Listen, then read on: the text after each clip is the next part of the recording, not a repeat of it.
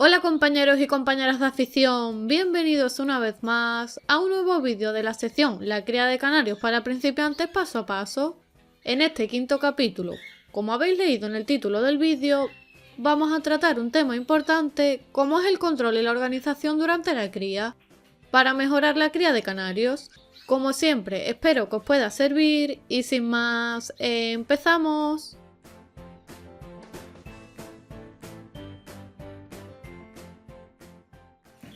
La cría de canarios es uno de los momentos más bonitos y más esperados por cualquier criador o amante de los animales, ya que en esta etapa disfrutamos viendo cómo la pareja se da de comer el uno al otro y se hacen muestras de cariño, cómo se va desarrollando la puesta de huevos, la eclosión de los huevos o el nacimiento de las crías, cómo los padres van alimentando a las crías y cómo éstas van creciendo y desarrollándose.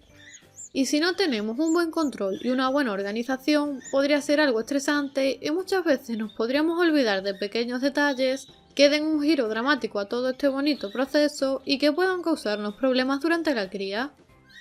Por este motivo, independientemente del número de jaulas y de parejas que tengamos en nuestro aviario, es muy importante que llevemos un buen control y una buena organización. Por supuesto, a mayor número de jaulas y de parejas, más necesario será establecer un control de cría, pero mi consejo es que siempre lo hagáis porque no cuesta nada, ya que de esta manera vais a saber en todo momento el estado de la cría y vais a evitar los típicos problemas de que pensamos que los canarios tenían que nacer tal día, cuando en realidad deberían nacer en días sucesivos. Que se nos pase la fecha de anillado y ya no podamos anillarlos porque no les entre la anilla, que no sepamos realmente cuántos días tienen los pichones para poder separarlos, independizarlos de sus padres o incluso pigmentarlos, etc. Como veis, la organización y el control de la cría en un aviario es súper importante y es por ello por lo que os voy a dar 3 trucos que yo utilizo o he utilizado para controlar la evolución de la cría de canarios. El primero, y quizás el más habitual, sería utilizando las típicas pinzas de la ropa de colores. Solamente tendríamos que conseguir 4 o 5 colores diferentes y asignarles un color a cada estado de la cría. Por ejemplo, en mi caso marcaba la jaula con una pinza de color verde cuando la canaria había comenzado la puesta, de modo que todos los días cuando visitaba el aviario sabía directamente qué pareja me tendría que haber puesto huevo para cambiárselo por un huevo falso. Posteriormente, una vez que la pareja había terminado la puesta de huevos y había comenzado la incubación, colocaba una pinza de color amarillo. De esta manera veía en todo momento qué pareja debía de estar incubando los huevos para intentar molestarla lo menos posible e ir fijándome bien en que la incubación se iba desarrollando correctamente.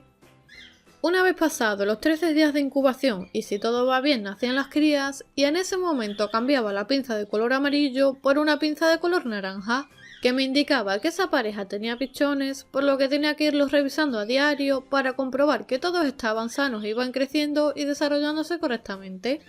La pinza naranja generalmente estaba una semana aproximadamente hasta el momento del anillado de los pichones, en el cual sustituía la pinza naranja por una pinza de color azul. Y por último, reservaba una pinza de color rojo para casos extremos o problemas que pudieran ir surgiendo a cada pareja, de modo que si alguna jaula se encontraba con una pinza de color rojo, significaba una pequeña advertencia.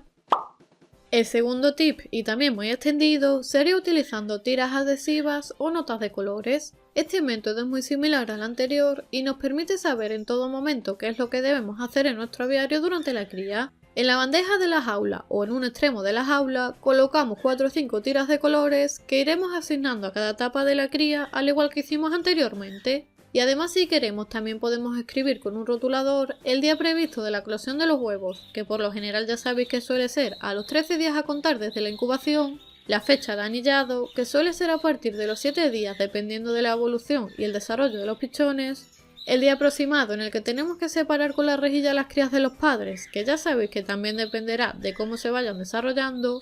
y por último, el día en el que independicemos a los pichones o en el que tengamos que pigmentarlos. Por último, otra forma sería empleando este tipo de accesorios más profesionales de control de cría, que al igual que los otros métodos, también nos van a permitir conocer en todo momento el estado de nuestro aviario y la evolución de la cría de canarios. Como veis, tiene también disponibles 5 pestañas con colores diferentes que iremos subiendo y bajando en función de la etapa de cría. En resumen, cualquiera de estos 3 métodos nos va a permitir ahorrar tiempo, evitar molestar a la pareja en exceso, llevar un mejor control de las puestas y las nidadas y hacer un mejor seguimiento de la evolución de la cría. Ahora que ya sabéis el funcionamiento de estos métodos y qué significa cada color, seguro que con un simple vistazo que deis a mi aviario podéis imaginaros cómo se encuentra cada pareja. La pareja número 1, que es la pareja formada por un jilguero mayor ágata y una canaria verde timbrada, se encuentra ahora mismo incubando 5 huevos, y como veis el jilguero no se separa de ella en ningún momento y cada cierto tiempo va a comer la pasta que le pongo la mixtura y después regresa al nido para darle de comer a la hembra. La verdad es que estoy muy contenta porque la cosa pinta muy bien y ya os iré contando por las redes sociales cómo va evolucionando la cría. La pareja número 2, que es una pareja de canarios verdes timbrados, va por su tercer huevo, por lo que aunque la veáis echada en el nido, aún no han comenzado la incubación y ahora mismo está incubando 3 huevos de plástico, hasta que ya ponga el cuarto o quinto huevo y les cambie los huevos para que todos nazcan el mismo día y tengan las mismas probabilidades de salir adelante. Si os interesa saber cómo cambiar los huevos a los canarios, por aquí arriba y en los comentarios del vídeo os dejo una tarjeta que si hacéis clic os lleva directamente al vídeo donde os lo explico con todo detalle. La pareja número 3, que es la pareja de canarios blancos recesivos, se encuentra incubando en estos momentos 5 huevos, de ahí que la jaula esté marcada con el color amarillo, y al igual que ocurría con el jilguero de la pareja número 1, el canario blanco pasa mucho tiempo junto a la hembra en el nido.